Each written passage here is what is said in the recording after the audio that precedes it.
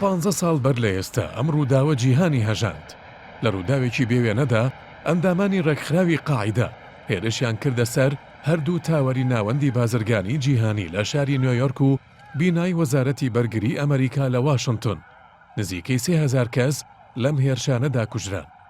دوای ڕووداوەکە ئەمریکا شەڕی لە دژی تیرۆر ڕاگەیاند.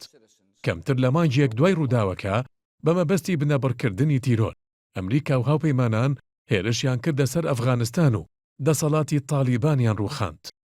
ساڵ و نیوێک دواتریش هێرشیان کردە سەر عێراق و دەسەڵاتەکەی سەدام حوسێنیان ڕووخاند. دوای تێپەڕبوونی 15 ساڵ بەسەر ڕووداوەکەی 11 سێپتەمبەردا پرسیاری سەرەکی ئەوەیە بۆچی سەرباری دەستپێکردنی شەڕی دژی تیرۆر جیهانی دوای 11 سێپتەمبەر نائارامترە لە جیهانی پێش 11 سێپتەمبەر. ڕووداوەکەی 11 سێپتەمبەر نامی ڕێکخراوی قاعیدە و ئوسامە بن لادنی سەرۆکی ڕێکخراوەکەی خستە سەر زمانی هەموو خەڵکی جیهان کە پێشتر بۆ زۆر کەس نەناسراو بوون. ڕێکخراوی قاعیدە پێشتر توانی بووی تەنها چەند هێرشێک لە چەند وڵاتێکی ئەفریقادا ئەنجام بدات. جگە لەوەش لە تەقینەوە و هێرشەکانیدا ڕێکخراوەکە کەمتر خەڵکی مەدەنی دەکردە ئامانج. بەڵام دوای 11 سێپتەمبەر استراتیژی قاعیدە گۆڕا. دوای هێرشی ئەمریکا و هاوپەیمانان بۆ سەر ئەفغانستان ئەندامانی قاعیدە ئەو وڵاتەیان جێهێشت و پەرتەوازەی وڵاتانی دیکە بوون.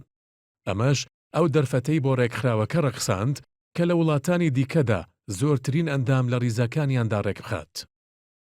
دوای ڕووخانی ڕژێمی بەعسی عێراقیش ئەندامانی قاعیدە لە عێراق بۆشایی دەسەڵاتیان لە بەرژەوەندی خۆیان قۆستەوە و جگە لە ڕێکخستنی ئەندام و ئەنجامدانی هێرشی خۆکوژی بۆ سەر هاوپەیمانان و هێزە ئەمنیەکانی عێراق ئەم جاریان لە هێرشەکانیاندا خەڵکی مەدەنیان کردە ئامانج.